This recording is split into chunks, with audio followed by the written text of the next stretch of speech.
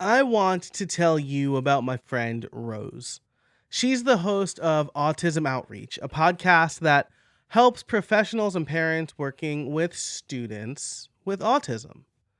And recently she hired me to audit her podcast. It's approaching 200 episodes, and she's ready to take it to the next level. Her goal is to double her weekly downloads. And this is a great goal. She has a fantastic show already, which is really the first thing that you need to grow your podcast at all. And with a strong base, I know that there's a lot of ways we can optimize her podcast to help more people find it. And I was so excited to help her that while I usually do a 15-minute video along with the audit, I ended up talking for 27 minutes. We walked through a bunch of actionable tips, from optimizing her show's title and description to updates to her call to action and doing more podcast swaps. And she was really grateful for it. She said, "We are nearing 200 episodes and I needed a fresh set of eyes to help me level up the show." Joe did an amazing job of really digging into my show and giving me actionable tips and strategies that I can start implementing now. So, I want to tell you in today's episode some of the things that I helped Rose with. I'm going to tell you 5 key changes that you can make to start growing your podcast.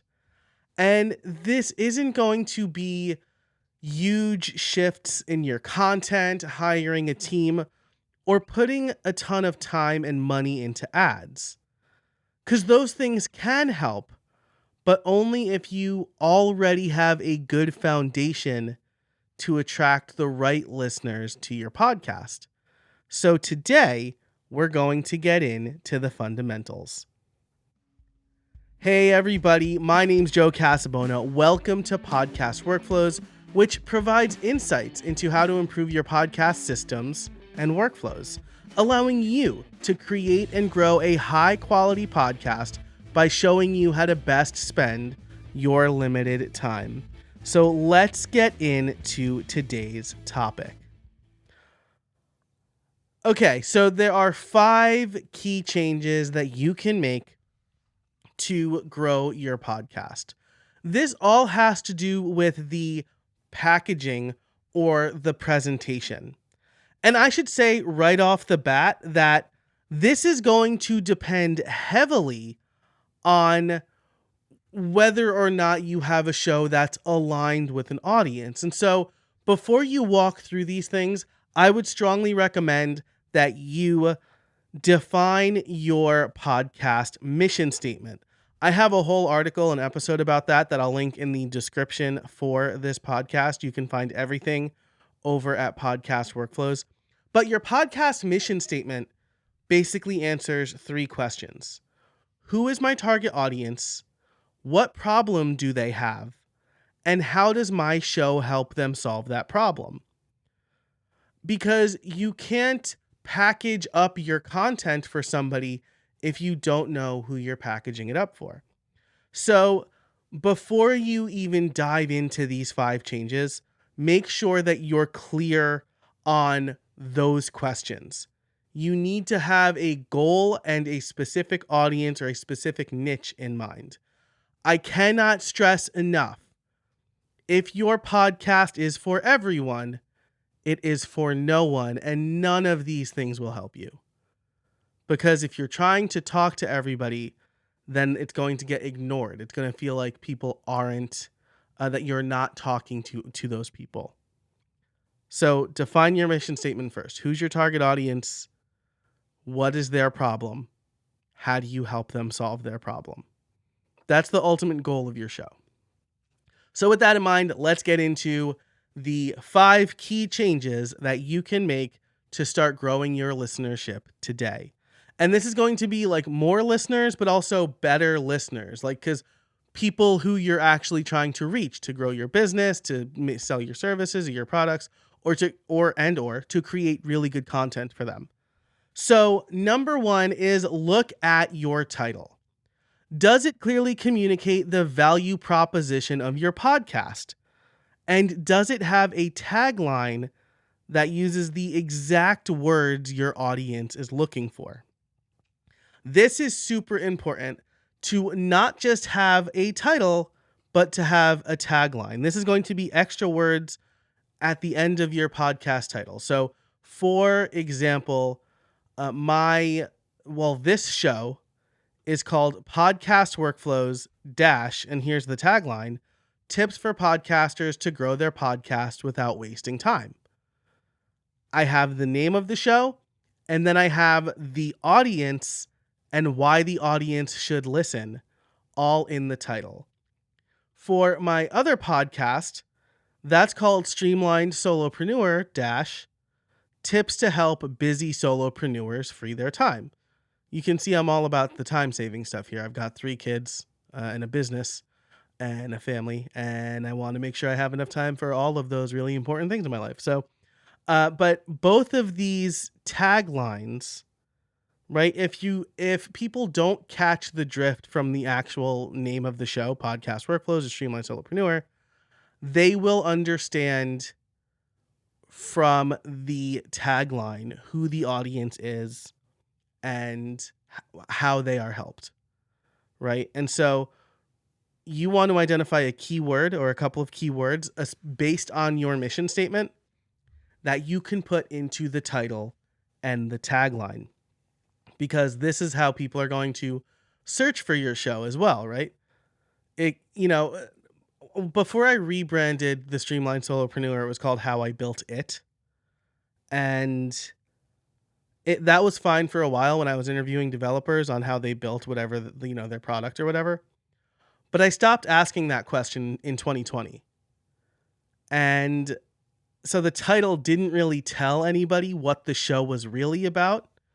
I added a tagline that included the words solopreneur and creator and coaching calls, and that did help, right? I saw like a 20% bump just by adding the tagline, and my show was showing up in the searches I wanted to, but the title was a real detractor.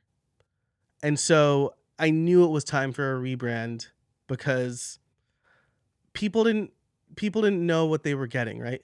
Imagine going to a store and just seeing like an aisle of white boxes, right? Or like cardboard boxes with prices on them.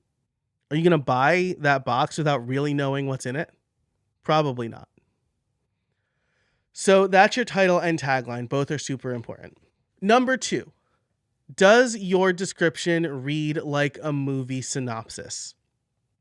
You need to hook people in the first line, like In a World style, right? Like we all know that that's like the stereotypical intro to a movie title.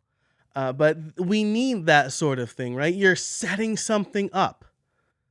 Don't waste space with, in this podcast workflows, you're going to learn X, Y, and Z. That doesn't hook people, and you're wasting precious space. Space that you only have like a few lines to convince the listener, right? Or the potential listener. Instead, you want to open with a leading question. You want to open a curiosity loop with the listener. So for this show, if you look at the description, it's, do you love having a podcast but hate the amount of time you spend on it? Do you feel like you're spinning your wheels? And that's probably in mobile apps, that's probably where the description's going to cut off. But do you feel like you're spinning your wheels trying to grow while also putting out a quality show? This is for you, right? If people are saying yes to those questions, then they should listen to the show. And I once, like a quote unquote marketing expert told me that I should never open my copy with a question, because it gives people the opportunity to say no. And I wish that I had the presence of mind back then, or maybe the experience back then, to push back. People should say no. I don't want people who would say no to these questions listening to the podcast, because they're not going to get anything from it. And so you should think about that too. Again, by trying to talk to everybody, you are going to inadvertently exclude the people you're trying to reach. And so with your description, you should open a curiosity loop. Again, for my other show, The Streamlined Solopreneur, it's a little bit more of a concrete description. I say, what if you could save 12 plus hours per week in your business? Wow, that sounds good. Being a solopreneur sometimes focuses too much on the solo part, doing all the jobs, figuring things out yourself, and spending too much time in your business. But we didn't start our own business to spend all of our time at our desk, right? So if people are like, yeah, I agree with that, then they should listen to the show. So that's number 2. Make sure your description reads like a movie synopsis.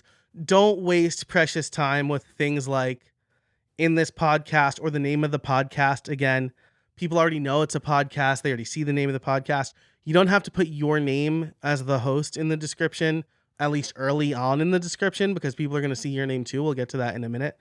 We want to optimize those first 2 lines for maximum curiosity. Okay, number 3, does your artwork stand out? This is going to be a little less concrete. I'll give you my best tips, but this is really going to depend on your show. Make sure your artwork is eye-catching and avoid using photos of yourself or of microphones. So, faces, there's a trend with podcast artwork that people have faces on their podcast artwork because that's what YouTube recommends. Faces draw attention, right? But the difference between YouTube and podcast artwork is you have a lot more space on a YouTube thumbnail than on podcast artwork.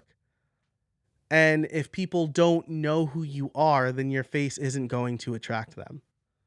So instead, and actually I have anecdotal evidence on this because I put my face on my podcast artwork for a while, and like my only change I made, downloads plummeted. And I was talking to another podcaster and podcast producer. Her name is Tracy Hazard, and she ran this experiment and ran this data with her and her clients too, and found the same thing. So don't put your face on it. And don't put a microphone or headphones on it either, because people already know that they're about to listen to a podcast, right? A book cover doesn't have a picture of a book on the cover because you know you're getting a book. So my best advice here is to do a search for the terms that you want to rank for in Apple Podcasts or Spotify. Look at the artwork there and see where your eye is drawn, right? And then I would say like a solid color or light gradient, the name of the show in big letters, that should be like the only text on the artwork. And then an image or icon that clearly communicates what your show is about. I think a really good example of this is from a client I'm working with. It's about car dealerships. There's the word roadmap, and the artwork has this road, this like really eye-catching popping road, with little like map icons all along it. I think that's a really good imagery for what they're doing here. And so something like that, right? I'm not a graphic designer. I worked with a graphic designer on my artwork, which is sand going up through an hourglass, which hopefully communicates to you like you're getting time back, right? That's hopefully the imagery that I'm creating with my artwork. But it's not my face, it's not a tagline, it's that one image, which based on feedback I've gotten is good. So like that's good imagery, right? And then like show it to people if you're unsure and be like, hey, what is this? What does this artwork say to you? But like, definitely don't have a picture of yourself, and definitely don't have a picture of a microphone or headphones. Like that's just like, that's tired. Okay, so look at your title and tagline, look at your description, look at your artwork. Number 4, are you using the host field effectively? This is like a little known one, right? But there's like the author or host field in your podcast host where you put your name. And this is a place that people don't consider, but there's more information there, right? So my friend Rose, who I told you about earlier, who hosts the show Autism Outreach, Rose is a smart lady and has a bunch of letters after her name. But if you look at the show, well, before the audit at least, it just said hosted by, the author field just said Rose Griffin.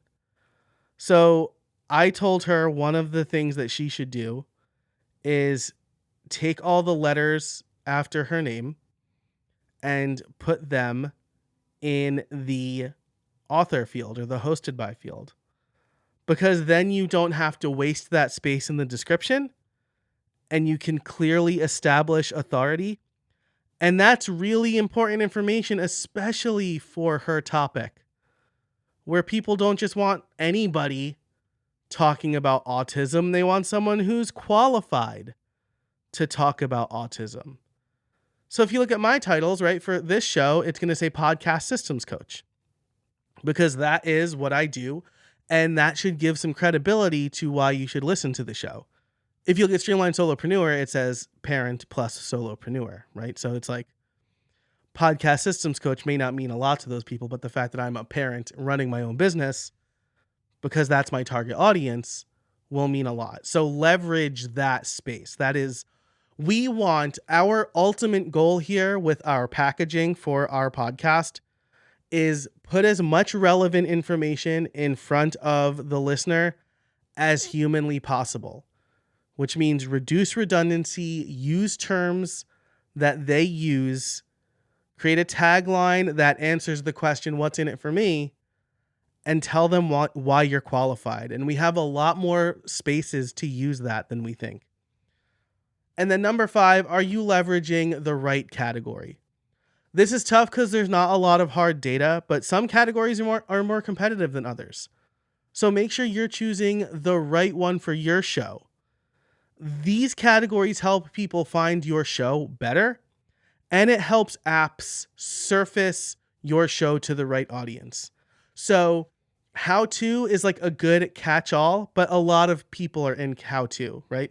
If you are talking to parents about parenting, and it's like how to parent, sure, but like kids and family or kids and parents might be a better category, right? Or if, maybe mental health is a better category there, right? If you're helping people like deal with the stress of gentle parenting or something. And this is something that you can experiment with, right? This show, my other show is currently in the business management category. But I'm probably going to move it someplace else while I do some tests to see if that helps, right?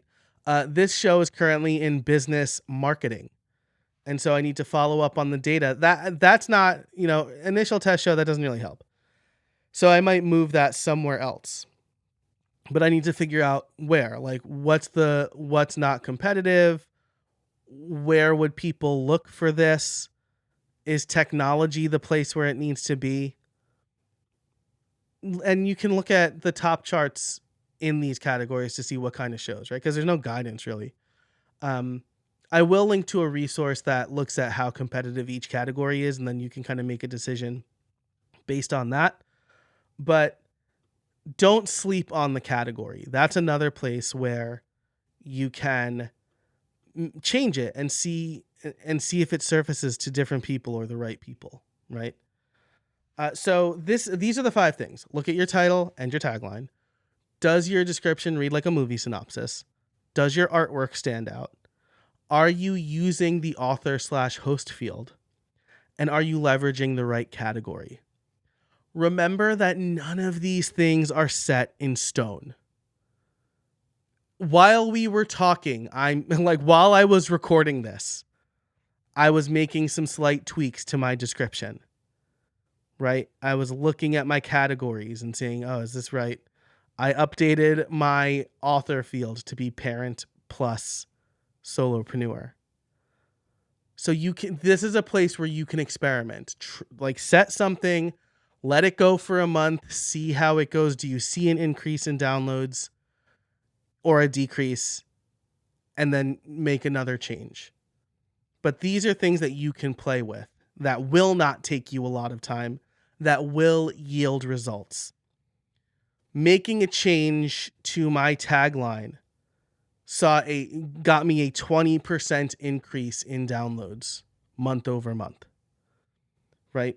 Changing the name of my podcast is now, I did this around a time where Apple is making changes to how their downloads work, but so my downloads are technically down, again, like year over year, because last year Apple was downloading way more episodes when someone subscribed. But I'm seeing more people join my mailing list. I'm seeing more traffic to my website. And I'm seeing more click-throughs on show notes. So I'm seeing positive results from these changes I'm making, and I know you will too. And hey, if I talk through all of this and you're like, how do I know what to change? Are there other things that I could look at? Yeah, these are the first 5 things I look at, but I have like a 9-point growth framework I look at when I'm auditing podcasts.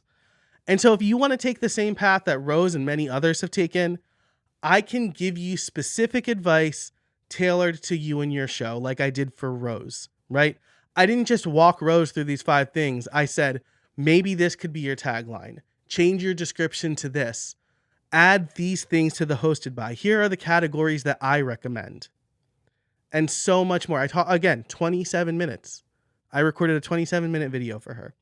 So if you're interested in that, you can go to podcastgrowthaudit.com and you can buy an audit from me.